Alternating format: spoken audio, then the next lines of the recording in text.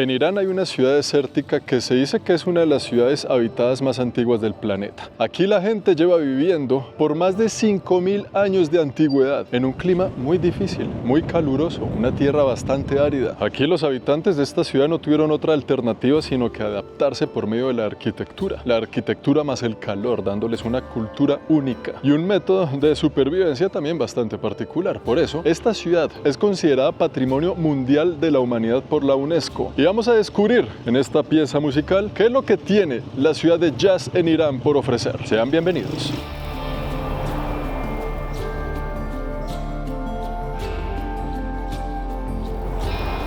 La ciudad del adobe, amigos míos. Una ciudad de adobe se ve así, de este color, como lo vemos alrededor mío. Esta parte es moderna, esta parte es de tiendas, un comercio. Aquí lo que tratan de hacer es como conservar ese estilo arquitectónico de antaño. Pero para que veamos algo bien original, tenemos que irnos 50 minutos alejados de la ciudad, a las afueras de Yaz, para presentarles el siguiente lugar icónico. Estamos dentro de la fortaleza de Saryast, construido hace más de 1700 años. Una fortaleza muy bien conservada porque fue impenetrable. Aquí ningún enemigo logró jamás entrar en sus muros. Y detrás de estas puertas tenemos lo que la UNESCO considera el primer banco del mundo. Aquí están estas grandes murallas y aquí hay otras murallas. No, yo entré por la puerta principal, pero para acceder aquí al interior como tal es un poco más complejo. Esto fue construido durante la era sasánida, un imperio muy importante de los persas. Y al estar tan bien conservado, todavía se pueden ver hasta los diseños de las paredes, los diseños de sus muros y de sus techos. Toda esta es la zona donde se guardaban los animales. Cuando el techo es bajito, era para las ovejas. Cuando el techo es alto, es para los caballos. Gran parte de la construcción de esta fortaleza es en adobe. Y sí que ha durado 1700 años con un material que es tan frágil, porque nomás pasándole el dedito así, le queda a uno manchado. Es bien interesante ese detalle. Supongo yo que la gente de aquí tiene que hacer un esfuerzo grande para mantenerlo así, porque estos huecos, por ejemplo, son el pasar de los años. Póngale cuidado a esta ingeniería. Ponen comida de oveja abajo y comida de camello arriba, o de caballo también. Cada uno pues con el pescuezo alcanzaba a la altura su comida y no se peleaban por ella. Una de las estrategias que usaban los enemigos para derrotar era rodeando la fortaleza y así garantizar de que no entrara ni agua ni comida al pueblo. Pero esta gente pensó en eso mucho antes. Tenía estos pozos, por ejemplo, donde podían acceder a agua sin necesidad de traerla de afuera. Así que aquí podían durar el tiempo necesario y no morir ni de hambre ni de sed. En esa época hacían acueductos para traer agua de las montañas también. Y es más, en este país hay 11 acueductos que son Patrimonio de la Humanidad de la UNESCO. Y todo esto es un pasillo, uno de los 36 pasillos que hay aquí en esta fortaleza,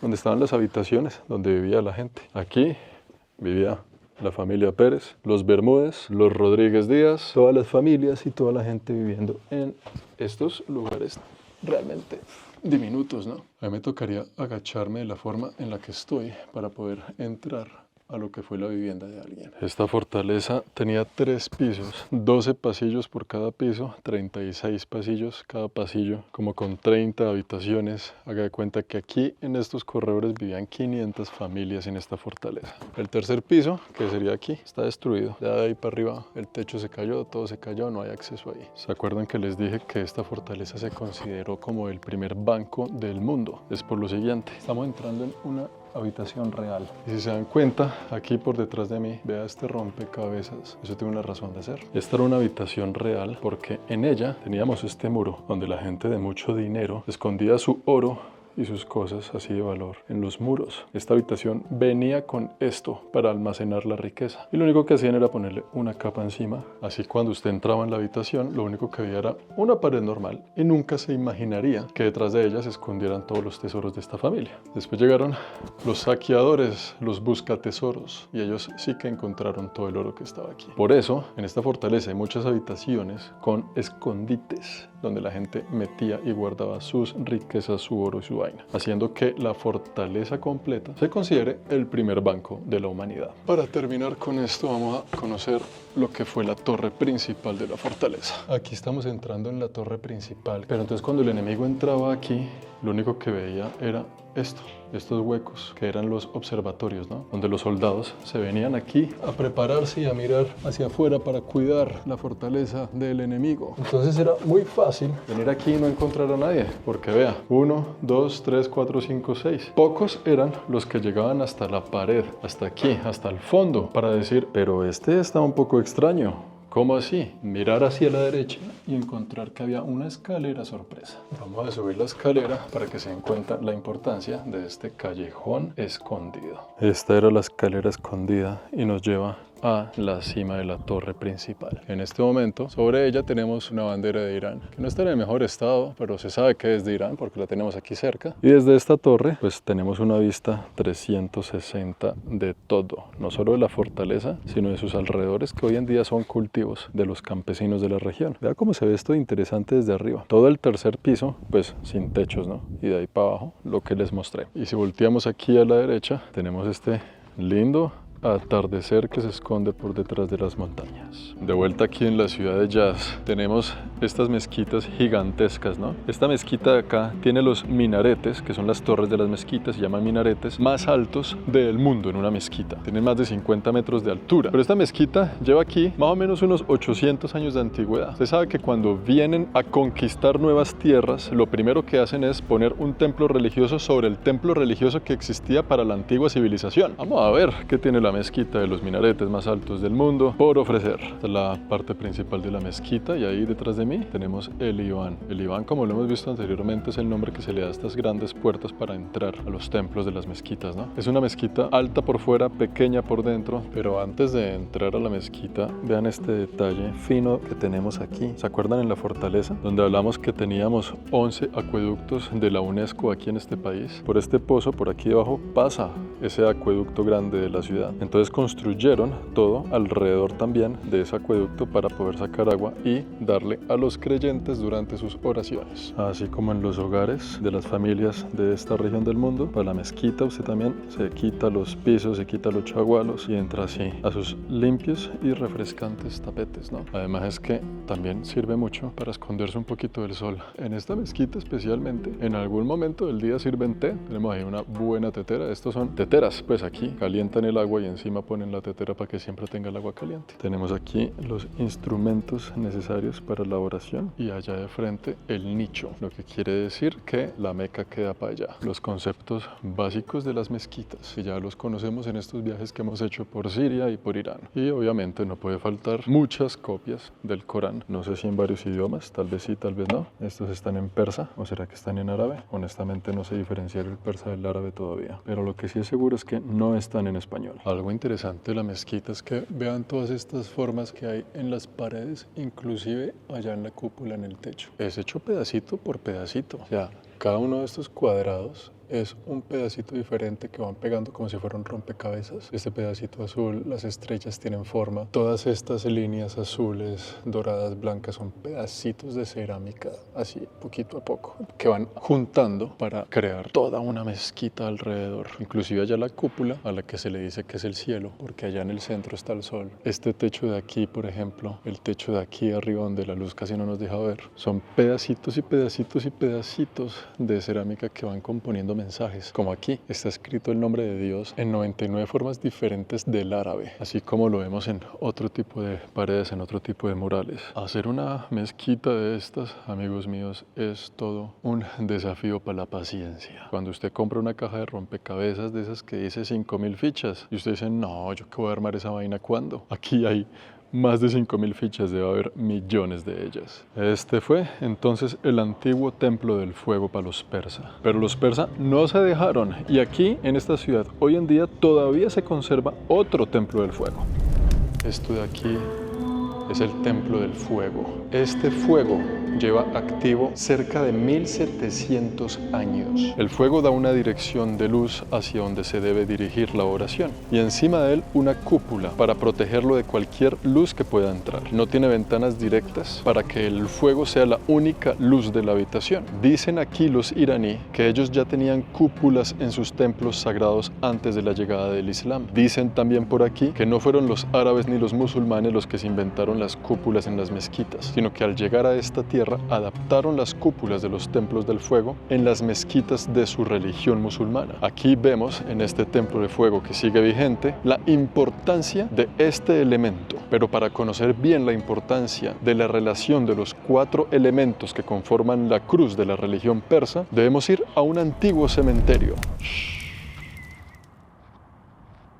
Estas son las torres del silencio. Ve, aquí hay una torre y allá está la otra torre. Las torres del silencio, un antiguo cementerio persa. Y se llaman así porque es un cementerio donde ya los muertos han entrado en un silencio profundo. Vamos a ver si los muertos rompen el silencio en la torre del silencio, a ver si nos cuentan alguna historia. Esta sección del cementerio es como donde se hacía la velación del muerto, ¿no? La ceremonia, la persona se moría, la traían aquí, pero realmente lo importante ocurría allá arriba en la montaña. Cuando traían un muerto, lo que hacían era ponerle un pedazo de pan encima y traían unos perros especiales. Si el perro se comía el pan, es porque la persona no estaba muerta. Si el perro no se comía el pan, es porque sí estaba muerto. Supongo yo que el aroma de la carne pudriéndose no era muy apetecible y era superior que el aroma del pan para el perro, ¿no? Cuando ya se confirmaba que la persona sí estaba muerta de verdad, la subían allá, a la cima de esta torre, la torre del silencio. El cadáver iba acompañado de 2 familiares y de 2 personas que trabajaban aquí y lo depositaban allá arriba en esa rotonda que se ve. ¿Con qué fin? Con el fin de que allá arriba al cuerpo del cadáver se lo comieran los cuervos. El cuervo se consideraba impuro y la tierra, así como el fuego, el agua y el viento, los 4 elementos, eran sagrados para los persas. Usted no podía meter un cuerpo impuro en la tierra porque la tierra era un elemento sagrado. Entonces le daban la carne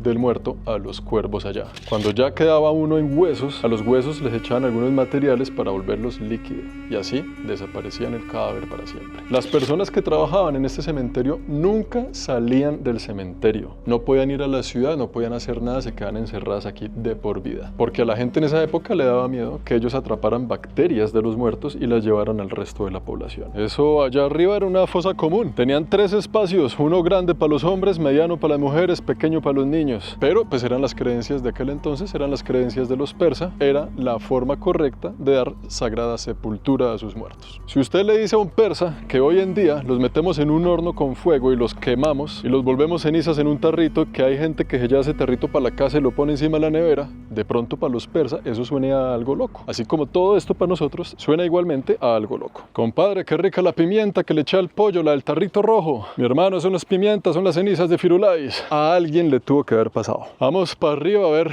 qué tal. Y hay algunos videos en YouTube sobre cómo lucía esto en esa época. Videos en helicóptero desde arriba mostrando todos los cuerpos cuando son comidos por los cuervos y los chulos, que YouTube no me permite mostrar esas imágenes porque pues hay cadáveres en ellas, pero si ustedes están curiosos lo pueden buscar fácilmente, las torres del silencio en Irán. Vamos llegando a la cima y vea cómo se ve desde aquí el cementerio entero. Esto era a las afueras de la ciudad hace unos años, ¿no? Pero esto antes era como ir de paseo lejos y sin duda alguna desde aquí tenemos unas vistas increíbles de la ciudad, un atardecer rodeado de polvo del desierto alrededor y una olla allá arriba donde sabrá Mandrake a cuántos chulos alimentaron. Este es sin duda alguna un escenario bastante místico, escalofriante un poco saber que el cuerpo de nuestro ser querido está al lado del cuerpo de alguien más, ambos siendo devorados por animales. Y aquí encontramos este primer espacio. La familia del difunto solo podía llegar hasta acá, dejaba al muerto y de ahí para arriba se lo llevaban los encargados. Antes era prohibido para alguien que no fuera encargado o trabajador del cementerio llegar hasta allá. Este cementerio ya no está funcionando, así que pues ya podemos acceder a él. Esto es una vaina loca, compadre mío. La entrada a la olla donde echaban los muertos aquí, la puerta está abierta, también está bajita. Wow. Qué loco estar aquí. Imaginarse que esto está limpio hoy en día, pero que antes estaba lleno de cuerpos humanos regados por ahí. Se siente la energía, vibra el lugar. ¿Cuántas almas, espíritus estarán rondando todavía esta superficie? Y en este hueco echaban los huesos, con el fin de darle más espacio a los huesos que venían después. ¿A cuánta gente habrán puesto aquí, haciendo creer al resto de la ciudad de que había muerto y tal vez no era el caso? Pero sin duda alguna, uno de los cementerios más locos, ¿no?, que hayamos visto. Sobre todo en este canal que ustedes saben muy bien, que hemos visitado cementerios en muchos lugares. Un cementerio que quedará por siempre en el recuerdo. Vámonos de aquí, quiero dormir bien esta noche.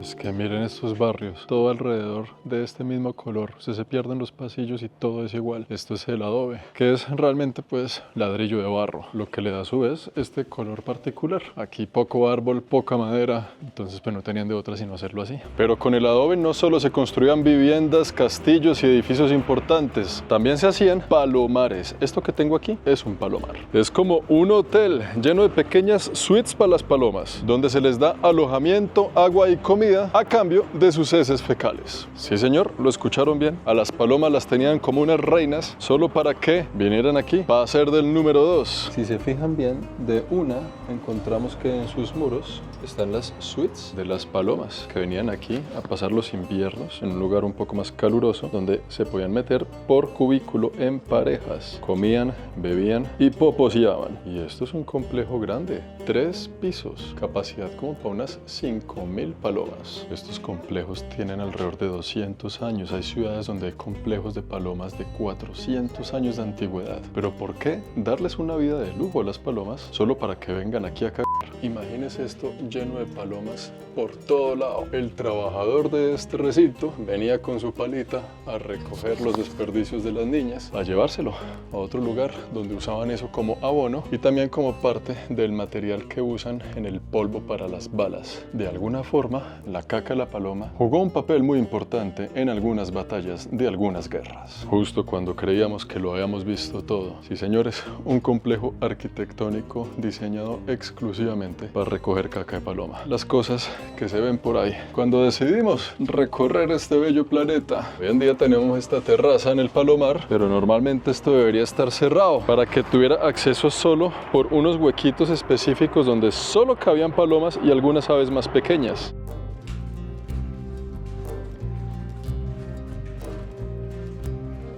Esta torre de aquí es una torre de viento. Y haga de cuenta que esto es como el aire acondicionado de los hogares de esa época. Entre más dinero tenía la familia, las torres eran más sofisticadas, ¿no? El viento pasa por aquí y entra a la casa. Así que estar más fresco y más cómodo en el hogar requería también sus finanzas. Y vean estos pasillos. Qué interesante, ¿no? Esta es la ciudad antigua de Yazd, con estas puertas hechas a lo antiguo, pero son más modernas, obviamente, han pasado muchos años. Pero la arquitectura, las paredes y los callejones continúa. Allá arriba hay otro aire acondicionado, así que usted simplemente con mirar para arriba se da cuenta, aquí hay otra, esta de aquí, se da cuenta de dónde están los hogares de las familias de billete. Aquí encontramos una puerta bien antigua que representa la cultura de esta ciudad desde hace tanto tiempo, y es porque tiene 2 formas de tocar la puerta, ¿no? Una que suena suave y una que suena bastante duro. Dicen que la suave era para las mujeres y la dura para los hombres. Si usted tocaba la suave, venía y lo atendía una mujer porque estaba tocando afuera una mujer. Y si era un hombre, lo atendía un hombre. Otros dicen que primero tocaban este, si no respondían, pues ya le dan más duro con esta, ¿no? Porque con esta, usted despierta a los niños, a la familia, todo el mundo, toda la casa sabe que le están tocando la puerta. Entonces, por respeto, de pronto tocaban esta que era un poquito más suavecita. Y es que en estas ciudades del desierto, estos arcos de aquí, que se llaman Sabbat, cumplen una función muy importante. Y es que cuando usted está caminando por aquí, como es tan caliente, se hace debajo de uno de ellos y tiene sombra para descansar un rato y seguir la ruta. La otra función es que como en esa época era tan inseguro, así como lo es Barcelona hoy en día, el que lo entendió, las casas se comunicaban era por los techos, ¿no? Aquí está la familia número 1, la familia número 2 y se comunicaban pasando de un lado para otro, pero por arriba. Porque salir aquí en las noches en esa época era cosa seria. Aquí estamos en una casa 100% auténtica iraní de la región desértica de Yazd. Y vean esa arquitectura. Esta casa está muy bien conservada para darnos un ambiente, una vibra, una idea de cómo era la situación en aquel entonces. Las casas aquí se van construyendo para abajo, porque usted hace sus cimientos, baja, coge la tierra, la paja y lo que necesita para hacer el adobe, va construyendo, va bajando y va bajando y va bajando. Esta casa tiene varios niveles subterráneos por eso mismo, porque van sacando los materiales para poder construir la misma. Y por aquí seguimos bajando más y más pisos. Entre más subterráneo, más fresquito, más sombra, menos calor y más materiales para seguir construyendo. Vamos a conocer cómo lucían en ese entonces por dentro. Esta casa hoy en día es un museo que muestra cómo se hacían los acueductos que de esta misma técnica se elaboraban hace 2500 años atrás. atrás. Si se dan cuenta, vea la pinta de los obreros, de los hombres que están excavando la tierra, estos pozos de 300 metros de profundidad. Están vestidos completamente de blanco por una razón muy impactante. El blanco es un color sagrado, entonces se tenía que usar la vestimenta blanca para poder extraer el agua de la tierra. Y segundo, para los musulmanes, esta vestimenta es la vestimenta tradicional con la cual entierran a sus muertos. Y como había tantas posibilidades de que al bajar en los pozos a tantos metros bajo tierra, quedaran allá enterrados, alguna cosa pasara y quedaran para siempre enterrados en sus pozos, es como si estuvieran trabajando ya con el ataúd puesto, porque con esta misma pinta es que entierran a sus muertos, y al quedar abajo atrapados en el pozo ya quedaban enterrados para siempre. Entonces se iban de una vez con la buena vestimenta, preparados para todo. Increíble, imagínese usted pensar ir a la oficina a trabajar con su ataúd en el hombro, porque usted nunca sabe si ese será su último día de trabajo o no. Todos nosotros estamos familiarizados con lo que es un reloj de arena, pero ¿cuántos conocen un reloj de agua? Esto de aquí es un reloj de agua, es una coquita que tiene un hueco en la mitad. ¿Sí lo ven? Ahí está el hueco. Usted lo pone aquí y se va llenando. ¿Y se dan cuenta? Ahí se va llenando. Cuando la coquita se llena completamente, es una medida de tiempo. Dicen aquí que este es el reloj de agua más antiguo del planeta. Hemos llegado a una de las partes más profundas de la casa, que a su vez es de las más frescas también. Esta parte de la casa se llama pie de agua, porque es el acceso directo a la parte del acueducto que pasa por debajo de su casa. Por esta canaleta viene el agua, se acumula aquí y sigue derecho para la siguiente casa. ¿Qué quiere decir? Que el acceso que usted tiene al agua aquí venía de la casa del vecino, que hacía también aquí lo suyo, y se iba para la casa del vecino que viene. Pero esta era el agua que usábamos para todo, tanto para beber como para lavar la ropa. Entonces, si el vecino lavaba la ropa y yo quería tomar un vaso de agua, me tomaba todo ese jabón, todo ese detergente de ahí para abajo, tenía su sistema. Por aquí venía toda el agua del acueducto que también pasaba por la casa del vecino, se acumulaba aquí y seguía derecho a la casa del vecino siguiente. Y pues lo que hacían aquí era un sistema de horarios. De tal hora a tal hora se usaba para lavar, de tal hora a tal hora para cocinar y para beber. Y así se respetaban. Los vecinos decían, ya es hora de lavar, toda el agua de aquí pasaba enjabonada. Ya es hora de beber, pasaba limpia. Si algún vecino incumplía la ley, incumplía la norma, lo mandaban allá a trabajar en los pozos un buen tiempo para que aprendiera el valor del agua limpia, aprendiera el proceso del acueducto. Imagínense cómo era el acceso al agua en ese entonces, ¿no? Hoy en día, comparémoslo con el acceso al agua que tenemos en nuestros hogares. La cosa ha cambiado un poco. Y como entre más profundo, más fresco,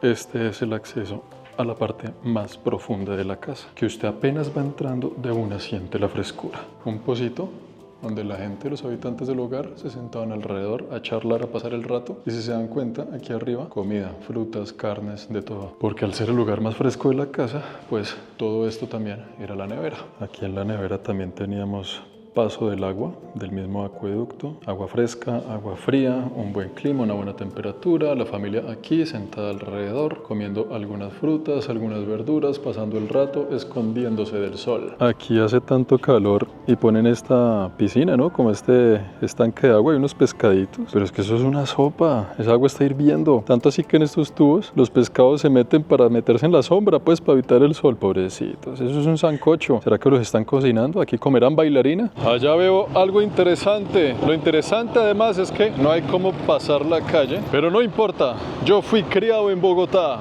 Esto será fácil. Permiso, muchachos, permisito ahí. Pasando la calle, a la cuenta de 1, 2 y carro por un lado, moto por el otro. Pasa nada, esto es breve. Latino que se respete. Cruzar estas calles es así. ¿El señor dejó pasar o no dejó pasar? Sí dejó pasar. Cultura ciudadana iraní en su punto. Qué lindo jardín, qué lindo mural, qué lindo mercado. Y atrás, qué linda mezquita. Aire acondicionado aquí, véalo, a la antigua. Esta ha sido sin duda una de las ciudades más interesantes y bonitas al ojo que he visitado en este país. Nos quedan unas 2 o 3 más para concluir todo esto de Irán. Algunas cositas interesantes cuyo nombre desconozco, cuya figura tampoco sé muy bien. Estos serán semillas de girasol. No veo son los famosos pistachos porque se los está comiendo el señor. Pistachos. Son muy buenos los pistachos en esta región del mundo. Aquí también tienen tienen unos turroncillos, unos turrones bien blanditos. Yo no sé si es que es por el sol que se ablandan tanto. Vea cómo venden aquí el dulce de guayaba, así, aplanado. Esto es lo más cercano al hielo que la gente de este pueblo estará.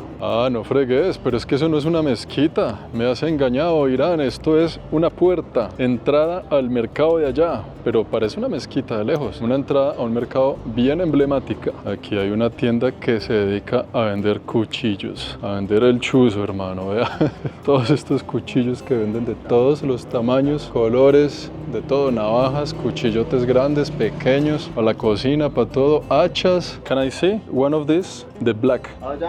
Esta navaja que venden aquí, la de combate, la negra. Amigo, ¿dónde queda la autopista? Tin, tin, tin. El ladito se cierra ya, tin.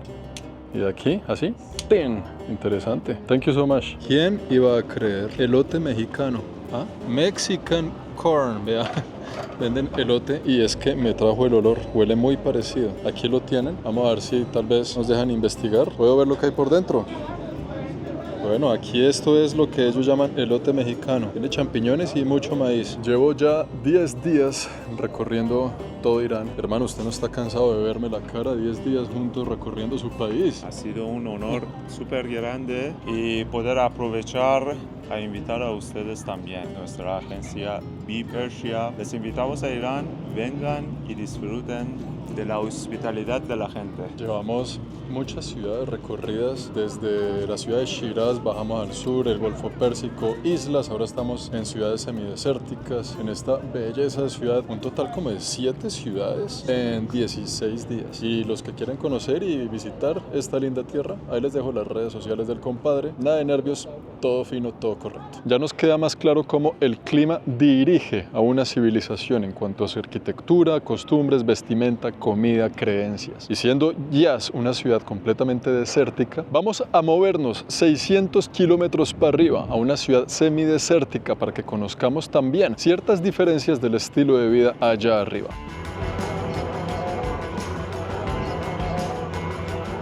Esta es una región del desierto iraní donde cada 25 kilómetros una estación para los comerciantes, donde encontraban refugio y agua. Caminando solo en las horas del día donde el sol no estaba encima de ellos, porque simplemente subir esta pequeña duna es cosa seria. Subirla así nomás, sin cargamento, sin bolsas, sin nada, es cosa seria. Ahora los comerciantes, 20-25 kilómetros al día. Ya casi llegamos a la punta, a ver qué tal el atardecer.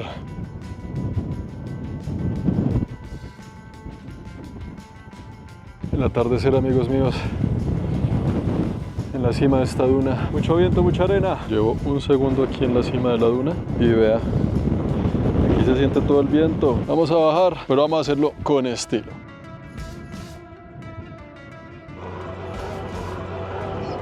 Estamos en Kashan, en el centro del país, una de las ciudades más antiguas de Irán. Esta ciudad hoy en día es famosa por sus casas históricas, como por ejemplo esta casa que tengo aquí a mis espaldas. Esto más que una casa es una mansión de 12.000 pies cuadrados, más de 85 habitaciones, túneles subterráneos, más de 7 plazas, así como esta que tengo aquí, 7 patios con agua, que pertenecía a un duro comerciante de la época, porque esta región de Irán también fue muy conocida por elaborar tapetes. Y hace muchos años aquí fue el epicentro de exportación de tapetes iraníes a todo el mundo. Y aquí vivía gente de mucho presupuesto, como el señor que mandó aquí hacer una humilde morada para él y toda su familia. Esto hoy en día es un lindo hotel, mi hogar de anoche cuando me quedé en esta ciudad, lleno de cafés, de restaurantes, de pasadizos escondidos de historia. Esta es una región muy popular del país porque aquí se hace extracto de rosas. En todas estas ollas gigantes con forma de campana meten rosas y con un proceso sacan agua de rosa para múltiples funciones, culinarias, perfumería y así sucesivamente. La zona semidesértica es muy atractiva para los comerciantes y para los negocios porque aquí no hace tanto calor, no es tan árido como en las zonas completamente desérticas. Por eso aquí también fue muy famoso el tema de los jardines. Jardines con diseños clásicos, fuentes y arquitectura bastante influyente, piscinas elegantes y grandes pabellones. Bastante modesta la casita del señor. Y desde las ciudades desérticas y semidesérticas de este país, espero que les haya gustado, que han aprendido algo, que han conocido lugares nuevos. Y nos vemos entonces en el próximo, que va a estar bien interesante. Esta saga de Irán ya casi termina. Chao, Oli.